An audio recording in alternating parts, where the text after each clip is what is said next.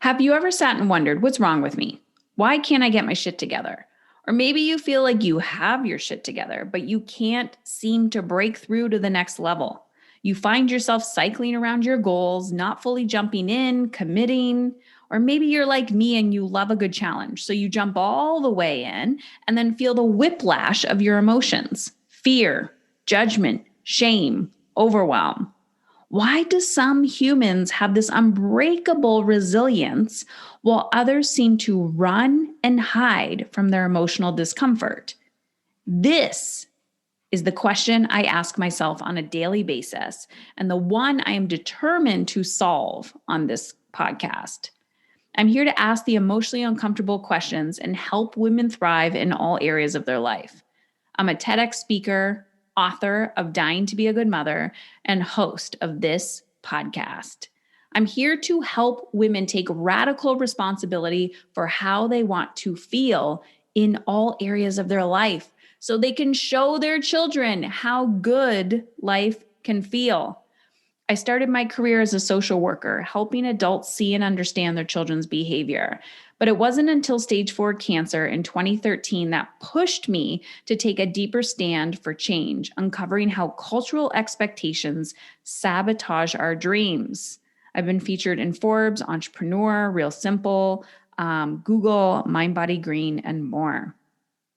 And the number one question I get asked over and over again is, Heather, how do you do it all while having energy left over?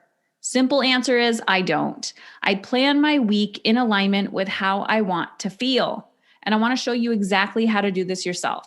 So head on over to Heather Chauvin, CHAUVIN.com/energy. heatherchauvin.com/energy. I have some freebies over there for you. Videos, PDFs, bonuses, how to stop yelling, how to hold healthy boundaries, and the common reasons why women block their success. Let's dive in to today's episode.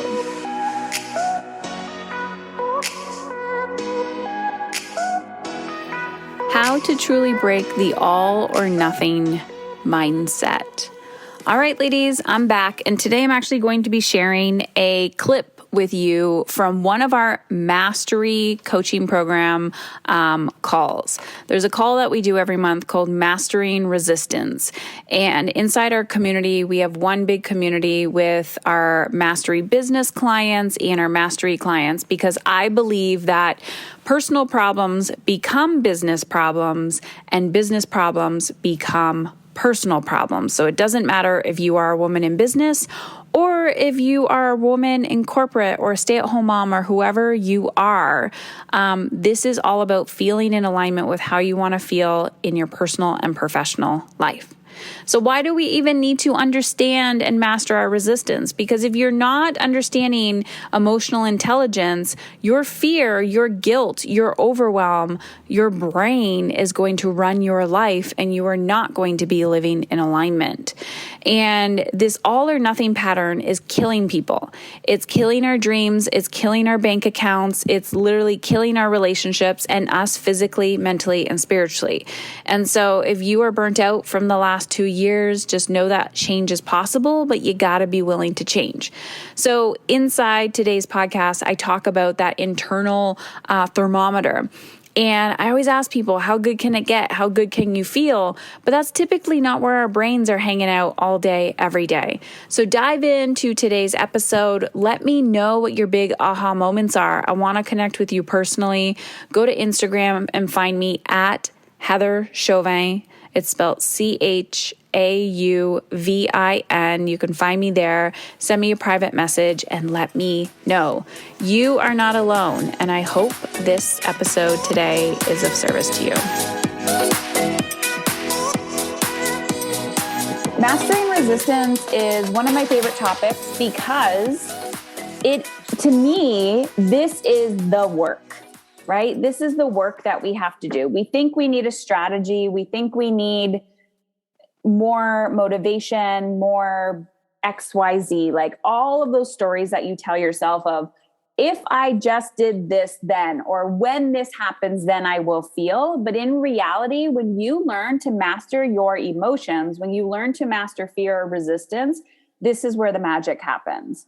And for many, many years, we buy into beliefs or stories, maybe stories that have been put upon us that we're not good enough in some capacity, the good enough stories, but also the stories around cultural expectations. So there's a lot that gets in the way. And then of course there's family trauma and just so much. So going into today, I want us to really just give ourselves permission that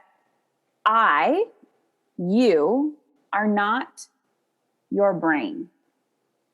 You are not your brain. You are not your trauma. You are not cultural expectations. You are not all these things that are put upon you. You are not even your thoughts. Okay? When you think about it, it's just a thought. It's like an organ in your mind. And when you can separate yourself as like me, Heather, like who is Heather? I'm a soul having a human experience, right? I'm going all the way there today. I am a soul having a human experience in this physical body. Like I am not my skin. I am not my hair. I'm not my beautiful Angry Bird eyebrows that just got tinted yesterday and need to calm down. I am me. I'm just like, I'm a soul having a human experience. Why do I enjoy one thing and someone else enjoys something else? This is what makes us unique. But this self-development, self-awareness journey is why you are all here. So when you are met with resistance, hear me when I say this, when you are met with resistance, understand that the journey is to like deepen your connection and your relationship with resistance, your relationship with fear, your relationship with overwhelm. So I know some of you are seasoned in here and you'll send me a Voxer and you'll say, I'm stuck. I'm overwhelmed. I don't know what to do. And what is my typical response? I'll wait until you post in the chat or unmute yourself. What's my typical response? What's coming up? Yep. What else would I say? If you knew what to do, what would it be? Right? Or what would you do? Right? So it's really about what would you do if you trusted yourself? It's really about like ultimately my goal and everyone's goal here is like, I want you to leave knowing that if shit hits the fan, whatever happens to you, you have the skill to say, I am here emotionally and I know how to get out of it. You still may need guidance. You may need help. You may need, to call your emotional support person. You might need, next level coaching. But what I want you to do is to first always ask yourself, like you could say, what would Heather do? Some people say they hear my voice all the time. But I really just want you to think about, okay, I'm overwhelmed. Overwhelm is a symptom.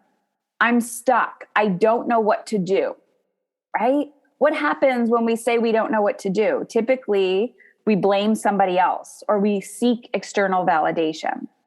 So it's the practice of going within. Okay, if right now I don't know what to do. But if my friend was in the exact same situation, what would I tell her or him or them? If kind of like Cass said, if I trusted myself, what would the answer be? So this little tiny like moment, right? Where you're reacting and then projecting, that moment right there in the middle, that is where you are mastering being emotionally uncomfortable. And you're like, I am not my brain. My brain is doing its thing, maybe from past experiences, maybe from overwhelm, but really it's just like, freaking out, or my body's freaking out. And it's my responsibility. It's my responsibility in every single moment to take responsibility and to say, Whew, okay. If I think I know what to do, what would that answer be? Then I can consult someone. But when you're acting in a crisis state, you will always attract crisis. Write that down. When you are acting in a crisis state, you will always attract crisis. So I want to read this quote to you. It's from The Big Leap. So Gay Hendricks, and I know I just told somebody to read that. I'm a huge fan of the book. Okay. Each of us has an inner thermostat setting that determines how much love, success, and creativity we will allow ourselves to enjoy.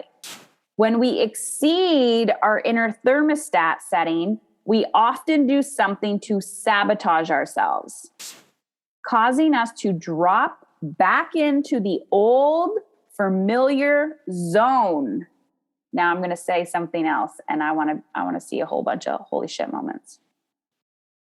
To drop back into the old familiar zone when we felt secure, safety, comfortable.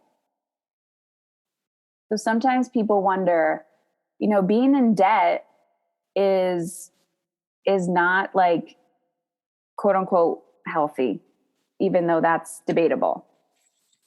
But if all you've known is debt, and all your parents have known is debt and generational stuff, that's your inner thermostat. If all you've known is abusive relationships, that's safety. That's comfortable. If all you've known is feeling like shit and being wildly anxious, that is cozy. If all you've known is making a 6 or 7 figure take home salary, and all of a sudden you're starting this new endeavor from zero, you're going to freak out. Even though technically you have enough to pay your bills, but you have to shift your lifestyle a little bit. It's not about the money. It's not about the relationships. It's not about any of this or the action that you have to take. It's about the psychological safety and feeling secure and comfortable, right? So how many of you, show of hands, you are taking wild action, like uncomfortable action in one area of your life, and then all of a sudden notice in another area, like, wow, I'm emotionally eating. I'm starting to do something else that makes me feel comfortable. I'm hoping that if you're human, you're going to raise your hand, okay? If you're human, you're going to raise your hand, because I observe my behavior all the time where I'm gaining momentum somewhere. And then all of a sudden I'm like, oh, this is boring now. Like, this is easy. This is comfortable. Like I've managed this. So let's just blow it up. So I'm going to give you an example. This morning, so right after this call, it's the weekend, we have something planned.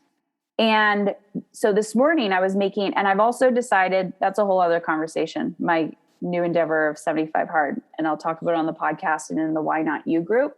But I was like, Heather, you have a lot of time this morning. Just go to the gym. You have your thing this morning, get it done. Like 45 minutes, just get it done. But what do? I'm like, let's just procrastinate. It's the weekend. Like, I start telling myself those stories of like, move slow, blah, blah, blah. And I'm like, you don't have to move slow, Heather. Like, your whole lifestyle is slow. Like, you have slow mornings, like you're good. You're not in a crisis state. You're not freaking out. Like, that, using that tool right now, I'm going to say the feminine energy of like, it's the weekend, allow slow mornings. That would be sabotage for me, because that's not something I need right now. And I don't need to hustle. I don't like grind either, but I also didn't get up at 5 o'clock this morning and go to the gym. I went at like 9. So I still had a slow morning. I still took my time getting out of bed. I read a little bit. I actually did a little journaling and writing, preparing for this. I ate. I was very slow, but I wanted to drag it out and convince myself that I needed more slow. And I knew it was a form of procrastination. Does that make sense? So then I had to trip up my brain because I'm like day 14, no coffee. So then my excuse was, I need a coffee to get the energy so I can have that boost to motivate me to get out the door. And I was like getting annoyed with myself. I'm like, just get your shit on, just walk out the door. Like, just drive to the gym. In my head, I'm like, just drive to the gym. I don't even care if you work out today, Heather, just drive to the gym. Then I got there and I'm like, okay, just do 20 minutes. So this is real time what I have to do with my own damn resistance. It's observing these behaviors within yourself and saying, interesting. Okay. I could observe how I was going to sabotage myself. And then what would have happened is after this call, I would have shamed myself, not even felt guilty. It would have been full blown shame. And it would have been another little checkbox for why I'm a shitty human and I never follow through with my goals. Can anyone identify with that? Yeah. So I would have been, because we all know what it feels like just to add another little notch to the shame bucket when you're like, oh, I did it again. Like, why even try? Like, I'm a piece of shit. I'm a piece of crap. And then you know what I would have did? I would have projected that onto my family and the spiral would have continued. So what I had to do mentally was actually take myself off the hook from perfection. And I literally said to myself, I don't even care if it's perfect. Just go to the gym and like do 5-pound weights. Just get there. Get your brain on the circuit that you don't break promises to yourself. So there's a lot of science behind habit formation, but you have to, and I am not a science geek, but I know there's a lot in here, and just, pour resources into the Facebook group. I know there's a lot of like really good podcasts from like neuroscience and, the habit formation, which is why we really encourage with your mentors to do micro habits. And then the pattern is typically that once that gets easy, you all of a sudden want to change your habit, because that's the feedback we get from our mentors. They're like, my mentee will not like maintain the same micro habit. Like she just like, boom, squirrel, squirrel, squirrel. But if you can do the same thing over and over and over again, like just drinking your liter of water as soon as you wake up, you're like, oh, that's no big deal. I'm not suffering when I do that. But this is what it is the self-coaching of looking at your resistance to wanting to always change shit when you just have to hang on long enough for the magic to show up. So it's the unlearning at the same time. So going to the gym today, I didn't die, but also like I barely even sweat. I just come back. I'm like, I got it done. And I'm actually super proud of myself for not sabotaging that. So I'm going to read this quote again, and I want you to really sink into your vision. Module 2. I want you to sink into your vision of what you want and desire. And it could be 30 days from now. It could be 5 years from now. It could just be like, I don't want to yell anymore. I don't want to feel like shit. I don't want to break promises to myself. It doesn't have to be this big, grandiose vision, but what you want and desire. And I want you to pay attention to where you notice your inner thermostat, because that's what we're going to talk about today. Each of us has an inner thermostat setting that determines how much love, success, and creativity we allow ourselves to enjoy. When we exceed our inner thermostat setting, we often do something to sabotage ourselves, causing us to drop back in to the old familiar zone where we feel secure. So this is when people say, I want to make this much money. I want to grow my business here. I want to create more connection with my children. I want to feel more connected in my partnership. I want to respect my body and get out of this like all or nothing. It's that moment when you can feel you're at the top of your inner thermostat that's enough love. I hear that all the time from people. I'm like, do you feel complete? They're like, yep, I feel complete. I'm like, oh, I see a next level for you. They're like, no, I'm good. I'm good. I'm like, well, do you have the support to continue that? Like, do you feel solid? Yeah, yep, I'm good. 6 months later, they're back in my inbox. And I'm like, you should have just fucking continued. And they're like, well, I wasn't in a crisis state.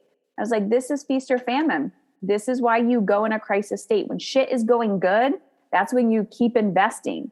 It's not when shit is bad, you keep investing. And then you go like this. This is why everyone, I don't know, like they monetize or market like juice as a fat loss supplement, because people will not maintain the healthy habits of just wanting to eat regular whole foods. So now they have to advertise like whole foods as like disease prevention, because people wait. They're so used to feeling like shit that they wait until they're in a crisis state to do something. So the goal here, if you want to win the long game, is to get out of the crisis state, right? The survival mode, in the state of momentum. And if you're in the state of momentum, you all know what I'm talking about, right? My little pyramids.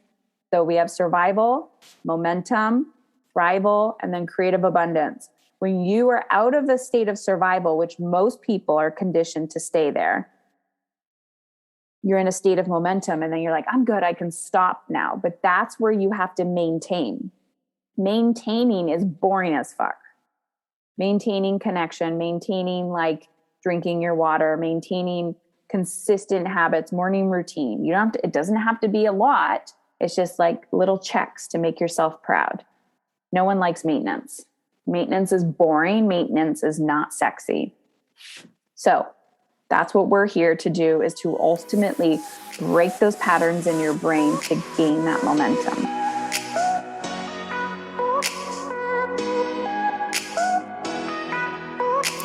There it is. You just listened to the Emotionally Uncomfortable podcast. If you want to take this conversation to the next level, head on over to our private Facebook group community, heatherchauvin.com/Facebook. My last name is spelled CHAUVIN.